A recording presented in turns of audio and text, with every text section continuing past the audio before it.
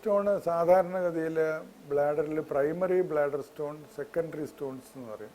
Primary stones ഏതെങ്കിലും ബ്ലാഡറിൽ തന്നെ എന്തെങ്കിലും പഴുപ്പോ കാര്യങ്ങളുണ്ടായി ക്രമാതീതമായി വലിയൊരു മാങ്ങയുമായി അണ്ടി പോലെയോ അല്ലെങ്കിൽ ചക്കക്കുരുവൊക്കെ പോലെയുള്ള സ്റ്റോണുകൾ ഉണ്ടാകുന്നതുണ്ട്.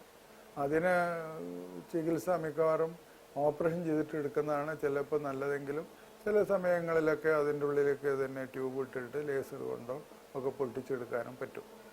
അതുപോലെ അത് മിക്കവാറും ചെറിയ സ്റ്റോണുകളൊക്കെ ഒരു 3-4 മില്ലിമീറ്ററൊക്കെ നല്ല വെള്ളം കുടിച്ചാൽ ചിലപ്പോൾ മൂത്രമൊഴിച്ച് പോയിക്കൂടായില്ല. ഓൺലി തിങ് അത് വരുന്നത് മൂത്രം പോകുന്ന ട്യൂബിൽ ചിലപ്പോൾ ബ്ലോക്കായി പോകും. ബ്ലോക്കായി രാത്രിയൊക്കെ പെട്ടെന്ന് വന്ന് മൂത്രം പോകുന്നത് ട്യൂബിൽ നിന്ന് എടുത്ത് ബ്ലാഡറിലേക്ക് ഇട്ട് മൂത്രമൊഴിക്കുന്നിടത്ത് നമ്മളൊരു ട്യൂബ് ഇട്ടിട്ട് പൊട്ടിച്ചെടുക്കുന്ന സിസ്റ്റോലിത്തോട്രിറ്റി എന്ന് പറയുന്ന സംഗതിയും ചെയ്യാം. ബ്ലാഡറിൻ്റെ ഉള്ളിലുള്ള സ്റ്റോണ്, ട്യൂബിലുള്ള സ്റ്റോണ്, മൂത്രം പോകുന്ന യൂറിത്രയിലുള്ള സ്റ്റോണ്, ഇതെല്ലാം ട്യൂബ് ഇട്ടിട്ട് പൊട്ടിച്ച് സിസ്റ്റോലിത്തോട്രിറ്റി എന്ന് പറഞ്ഞ സാധനം ചെയ്യാവുന്നേ ഉള്ളൂ. സ്റ്റോൺ ചികിത്സയിൽ അതാണ് പറഞ്ഞത്.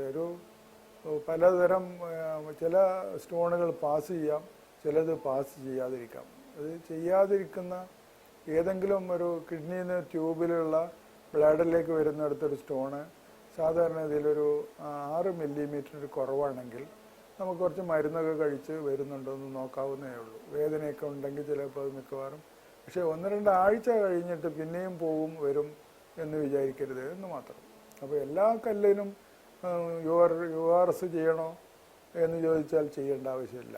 ഏതെങ്കിലും ചില കല്ലുകളൊക്കെ ചിലപ്പോൾ ബ്ലോക്കൊന്നും എത്ര കൂടുതലൊന്നും ഇല്ലെങ്കിൽ നമ്മൾ മരുന്നൊക്കെ കഴിച്ചും നല്ല വെള്ളം കുടിച്ചും പോകാവുന്നേ ഉള്ളൂ. പിന്നെ